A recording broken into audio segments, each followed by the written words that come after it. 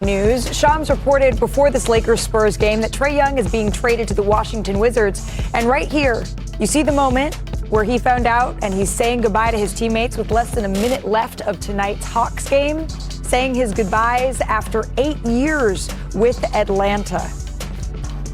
So for more here, we say hello to our Shams Charania. Shams, I want to start here. Can you just give us some details on how this deal came together to send Trae Young to the Washington Wizards? Malika, Trae Young wanted to be a Washington Wizard. He believes he can be a young anchor of this Washington Wizards rebuild. This has clearly been a team that's been drafting high. They're trying to figure out how to take the next step. And Wizards officials believe that Trae Young is that next step in their vision long term. And they want to build with Trae Young. And this is a team that's filled with young players, talented young players. They're going to have $46 million in cap space. And so Trae Young being that piece, and then CJ McCollum and Corey Kispert end up in Atlanta. But how does this end with Trae Young and his era over with the Hawks? And it's because it started in the offseason when the Hawks decided not to offer a contract extension to Trae Young. He has this season and next year $49 million player option. They decided not to give him a contract extension offer. And now Trae Young is going to make his case for a long-term future with the Wizards. Yeah, you'd have to imagine that there's going to be some sort of extension coming down the pipeline here for Trae Young and the Washington Wizards. But on the Atlanta side of all of this, of course, they get Corey Kispert, as you mentioned, and CJ McCollum. Are they done making moves before the trade deadline? Look at this Trae Young deal sets the Atlanta Hawks with additional financial flexibility to be active on the trade front to land another big name player, another major salary, and that being Anthony Davis in season. They're going to pursue Anthony Davis as a prime trade target with the Mavericks, but allowing this pursuit of Anthony Davis is really made possible because you get rid of this salary of Trae Young moving forward. And this is a Hawks team that's now going to turn the page with their young core led by Jalen Johnson and bring in CJ McCollum immediately, a plug-and-play veteran that can space the floor. Corey Kispert, a sharpshooter. So the Hawks are now moving toward figuring out, is there a big salary player that can bring in potentially Anthony Davis? Okay, very interesting. That's certainly something. The Hawks have traded Trae Young to the Washington Wizards for CJ McCollum and Corey Kispert. That's according to multiple reports. A four-time All-Star, Young has been the face of the Hawks since he was drafted in 2018. He led Atlanta to 3 postseason appearances, including a run to the Eastern Conference Finals in 2021. But now, Atlanta is moving in another direction, and Young gets a chance at a fresh start in D.C.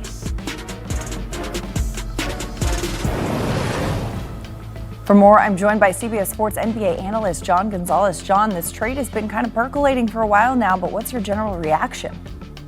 Yeah, it has been percolating for a while, right? And at some point, the Atlanta Hawks looked around and went, it's been fun, Trae Young, but we're going to have to move on from you. And we really got an indication of that, Madeline, this offseason when they had an opportunity to extend Trae Young. He definitely wanted a contract extension. And the new front office led by Ansi Saleh, who's a really smart guy, they put together a group and they went, we'd rather not pay you. And that's really when the writing was on the wall that it was time for him to move on. This has been Jalen Johnson's team for a while. Casual NBA fans are starting to get clued into him. He's going to be an all-star this year. He's playing at an all-NBA caliber level. And they just decided that, they really can't move forward with Trae Young anymore. They're not a good defensive team in general, Madeline. They're just 16th, middle of the pack in defensive rating. They're a horrendous defensive team when Trae Young is out there. He's still a good passer. He's still a really good scorer, although inefficient, but he really brings their level down on the whole. Just 17-21 this year, 10th in the East. They're only 2-8. He's only played 10 games this year. And so finally, they were looking around. This wasn't a huge market for Trae Young, but they finally found a taker in the Washington Wizards who are willing to say, okay, we'll bring him in, we'll kick the tires. He's got a player option at $48.9 million next year. We'll see how it goes, and then we'll go from there. It's incredible to see how much Trae Young's star has fallen, though. I mean, again, early round draft pick in 2018, Ice Trae wreaking havoc in the association, one of just 3 players in NBA history to have career averages of 25 or more points and 8 or more assists. But, John, you've talked about plenty of times in the past how much better the Hawks have looked without Young on the floor. So now that they've made this change, what is next for this Atlanta franchise moving forward now that they've got increased financial flexibility and building around their young core?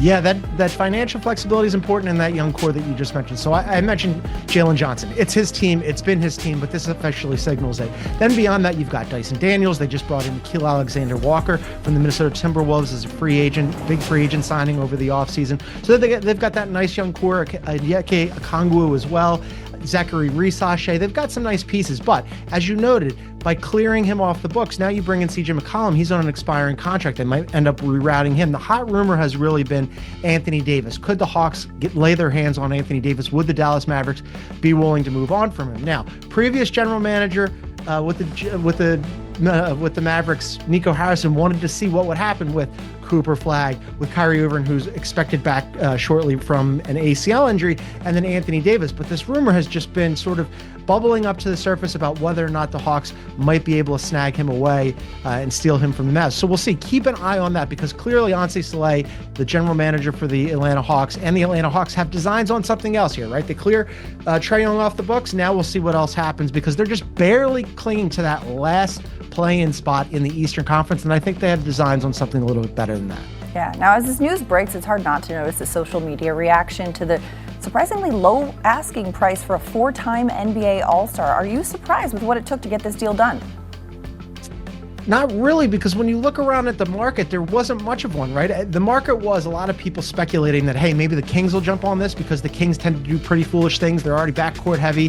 The Kings have thrown a lot of darts at the wall, and almost none of them have stuck over the years. And so when all of a sudden the Kings have identified you as a potential landing spot, then you know that things have fallen pretty far. Yes, he did make several All-Star games in the past. He's only made one third-team All-NBA. He's 27 years old. And as I said, there's not a lot of market for a lead guard who doesn't play defense. If you're picking out one position in the NBA to say what's the deepest, it would be lead guard. They're everywhere. The league is lousy with them. And so you really have to be something special for a team to trade for you and then give up draft compensation. Initially, Madeline, when this rumor percolated about the Washington Wizards being the landing spot for Trae Young, there was rumors that the Atlanta Hawks would have to attach draft pick compensation just for the Wizards to take his salary, because he still has $48.9 million on the books next year on a player option. Now, they didn't have to do that ultimately, but yes, when you end up as the Wizards are your last destination and even the Kings don't want you, your star has really fallen. But you know what, a chance to reboot it, right? And Trae Young joins a young core in Washington.